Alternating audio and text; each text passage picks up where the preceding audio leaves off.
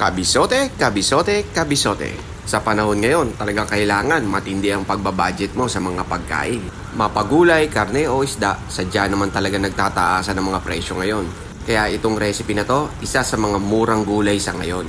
Daanin mo na lang sa diskarte ng pagluto, kabisote. Siyempre, gisahin muna natin yung mga aromatikong pampalasa, bawang, sibuyas, kamatis. Isunod mo na rin yung 1/4 na giniling. Tandaan mo, kabisote, sangkotsahin mong maigi ha para magbigay ng masarap na lasa yan. Gawin naman natin yung sauce at yung ingredients nandyan na po sa screen. Paki-screenshot na lang po ninyo para madali po ninyong masundan at hindi na po kayo mahirapan.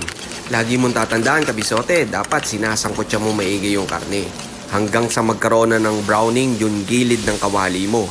Flavor yon, kabisote. Yun na rin yung hudyat para ilagay mo na yung repolyo. Imekos-mekos mo lang for 3 minutes. Dahil sa natural water content ng repolyo, madideglaze na yung gilid ng pan natin. Yun yung magbibigay ng masarap na flavor.